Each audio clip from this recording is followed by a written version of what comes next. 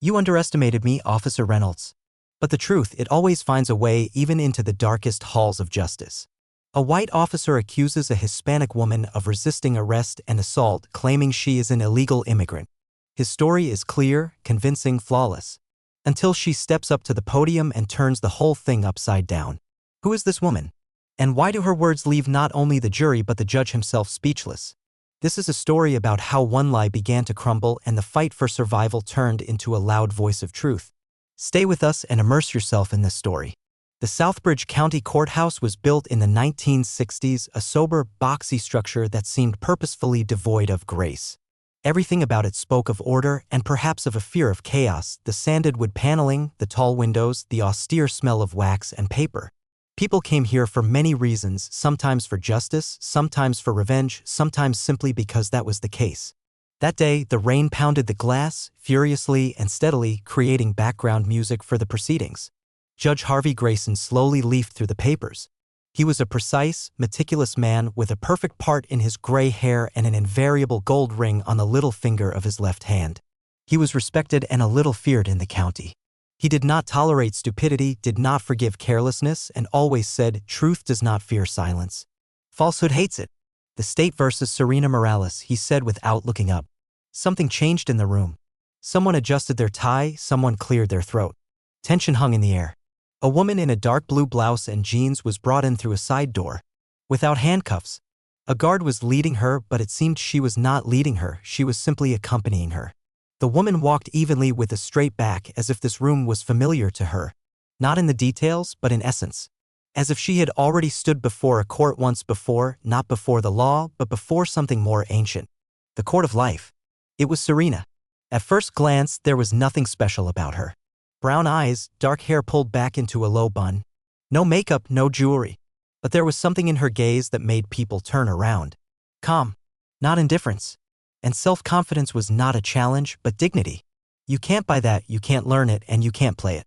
To her left, at the defense table, sat a young woman in a gray jacket. Lauren Ford.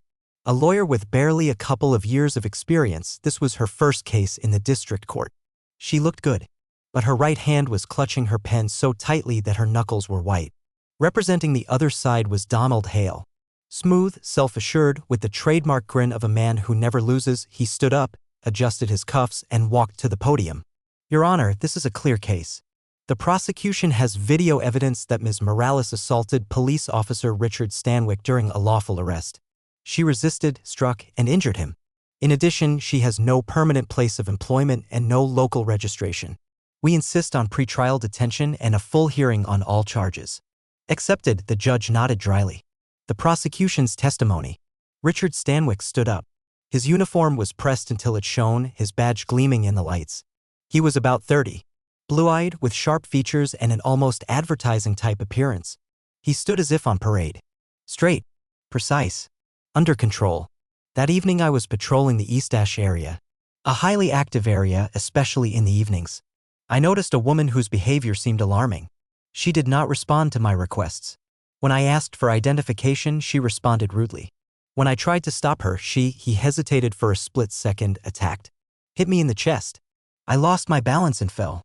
Then I used the force necessary to detain her. All within the rules." "Did she resist?" the judge asked. "Yes, Your Honor." "Was there a threat to your health?" "At that moment, yes. She was behaving inappropriately. She had a bag with her. I didn't know what was in it." Pause. Grayson made a note of something in the folder. Then he looked up at the wards. "Miss Ford, do you want to object?" Lauren stood up.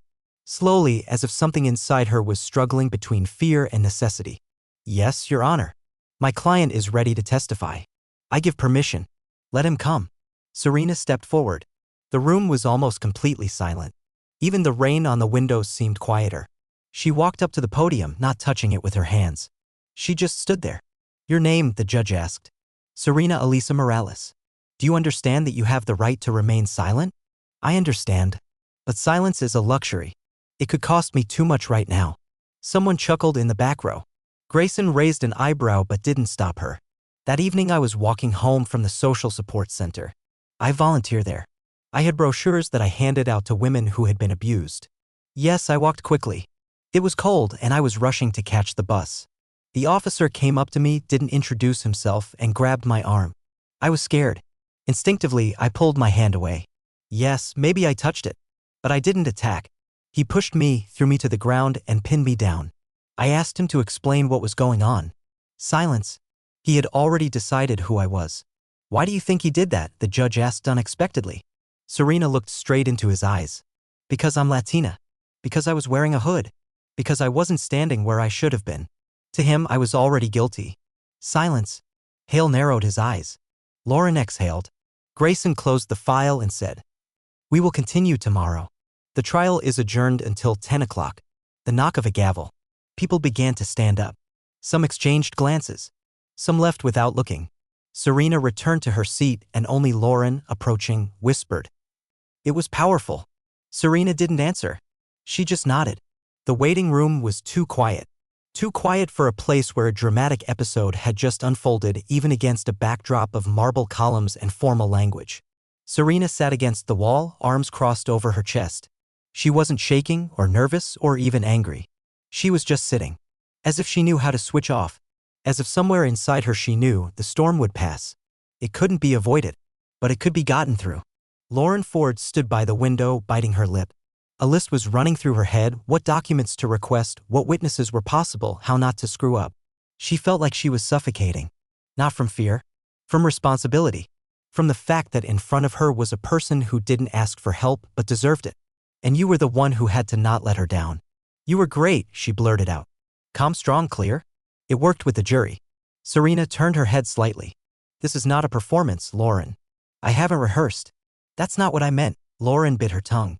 I'm sorry. It's just, you can talk. I'm still learning. I think I'm talking more to myself. Serena didn't smile, but there was a soft glimmer in her eyes. That's good. If you don't speak for yourself, sooner or later you'll shut up for others. Lauren came closer, sat down next to him. Can you tell me everything? Not legally. Just how did you survive it? Serena stared straight ahead.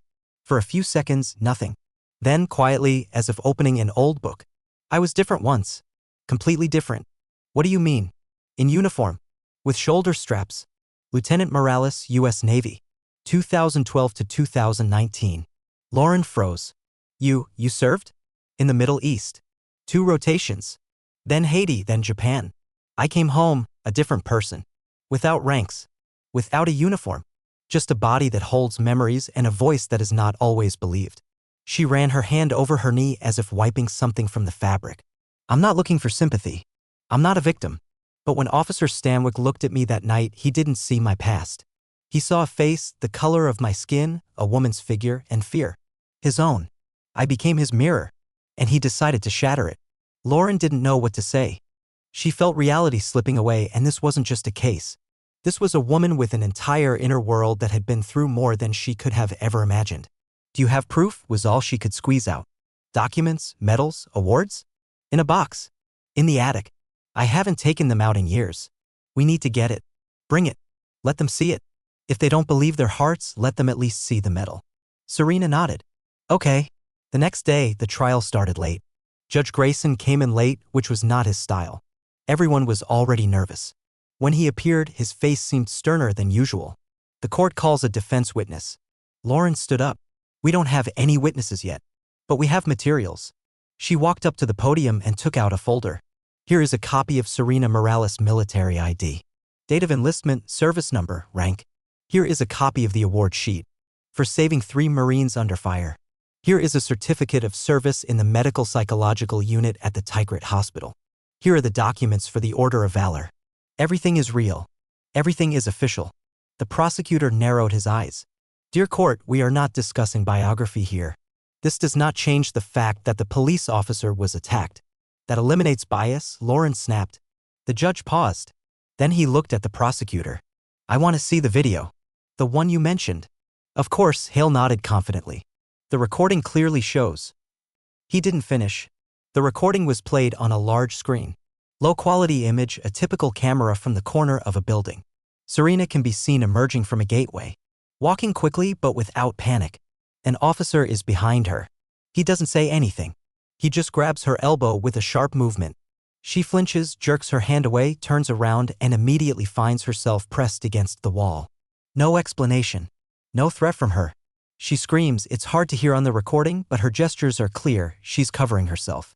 Defending herself. Not attacking. There was silence in the courtroom. Even the prosecutor did not say a word. Where's the blow? Asked the judge. I don't see an attack. He might have been out of frame, Hale said stiffly. Maybe not enough, Grayson snapped. After the meeting, Serena went outside. A woman of about 60 was sitting on a bench, looking at her phone. When she saw Serena, she looked up. It was you, she said. I was there. I saw everything. But I didn't know what to do. I was afraid. I'm sorry. Serena nodded. It's not you who should ask for forgiveness. You are not the ones who hid behind the badge. The woman took out a paper bag. Here. I took it off. It was an accident. I didn't even think it would come in handy. On the screen is another video. From a different angle. Also a street. Same scene. Only closer. And you can see the officer pushing. You can see Serena's face scared. Not furious. How she clenches her fist but doesn't raise it. Because she knows this will be the end. Serena handed the video to Lauren. We have everything now. Lauren smiled for the first time in 2 days. All that's left is to make them hear. The day the decision was announced was surprisingly clear. After a week of rain, the skies over Southbridge cleared of heavy clouds for the first time. It was as if the weather itself had decided to take a break to give the city a breather or perhaps a stage. People began to gather long before the session began. Journalists lined up along the steps, colorful microphones reflected in the glass of the doors. Posters, flags, silent glances. Someone brought coffee, someone brought flowers. Someone held a sign, this is not about order. This is about the truth. Inside the building, the air was thick with tension. Serena sat off to the side, leaning forward slightly, her hands clasped in her lap. Lauren stood next to her, leafing through the last notes in the file, even though she knew them all by heart. Not a single line in this file was just a letter to her. It had become personal. Not just for Serena, but for herself. Because for the first time, she felt like her job wasn't a favor, but a shield. Officer Stanwyck sat alone, flanked by his lawyer. He no longer looked like the hero of an advertising brochure. There were shadows under his eyes. His lips were a tense line. The uniform still fit perfectly, but there was no confidence in it anymore. Only stubbornness. Judge Grayson entered without introduction. He sat down, opened his file, and removed his glasses. After reviewing the materials presented, watching the video recordings, hearing both sides, and assessing the evidence, the court makes a decision. The charge of assault on a police officer is dropped. The charge of resisting arrest is found to be legally untenable. Ms. Morales is free to go. The silence lasted only a second and then it exploded. Some applauded. Some cried. Some just stood up and walked out without saying a word. Lauren exhaled, sounding like she was breathing for the first time in a week. Serena didn't move. She just slowly looked up at the judge. He nodded slightly. Without emotion. But with respect. Later, when the crowd had dispersed, Lauren and Serena stood at the foot of the stairs. It was still a sunny day. But in the light of that sun, many things looked different. What now? Lauren asked. Serena looked at her. What do you think? I think you need to be somewhere where you can be heard. Not just in a courtroom. Serena chuckled. They don't always want to hear me. But I found where I can speak. Where I can teach others. Where? On the northern outskirts. There's a building that used to be a teen club. It's empty. I want to turn it into a center. Not just a shelter. A place where women can learn. Speak up. Protect themselves. Understand that silence is not an option. Lauren nodded. I'll help. Documents, licenses, fundraising, I'm in. Serena smiled for the first time in a long time. Thank you, Lauren. You're not just a lawyer. You're a soldier in civilian clothes. 2 weeks later, the building on the outskirts came alive again. The walls were painted a warm gray. The old windows were replaced. A sign appeared on the facade, Center Voice. Inside, it smelled of fresh paint and coffee. Girls of all ages came and went. Some carried books. Some brought pies. There were soft mats on the floor for self-defense. In one room, there were computers. In the other, a mirror and a board with the inscription, "You have the right to be heard." Serena was teaching the first lesson in basic defense. A simple stance. How to break free. How not to be afraid. She didn't say much. She just showed. The body, accustomed to orders, now served freedom. A girl of about 15 came up to her. Were you really in the army? Yes. And really, they shot? Yes. Aren't you scared? Serena squatted down. Very much. But being afraid doesn't mean being weak. But not talking about fear is dangerous. The girl thought for a moment. Then she nodded. I'll come. Can I? Always. In the evening when the center was empty, Serena stood alone by the window. Outside, the sunset was dying down. On the wall opposite hung a photograph taken by one of the visitors. It was of her and Lauren, both laughing, both in the light. In the frame, the moment when the truth won out, not because it was allowed, but because it was not silenced. Serena took a marker and wrote on the board under the photograph. Sometimes one voice is enough, but if it sounds, others will join it. 3 months have passed. The Golos Center was no longer just an initiative. It became a place that was known, where people came not only for help but also to give something in return. The walls, previously empty, were now covered with photographs, notes of gratitude, drawings, letters. Self-defense classes were held every Saturday and psychological meetings in the evenings. There were support groups, lectures on rights, even master classes on equipment repair. Women came here different than they left, and it was visible. Serena entered the room every morning before dawn. She walked around the perimeter, turned on the light, put the kettle on. It became her ritual. She didn't just manage. She lived this place.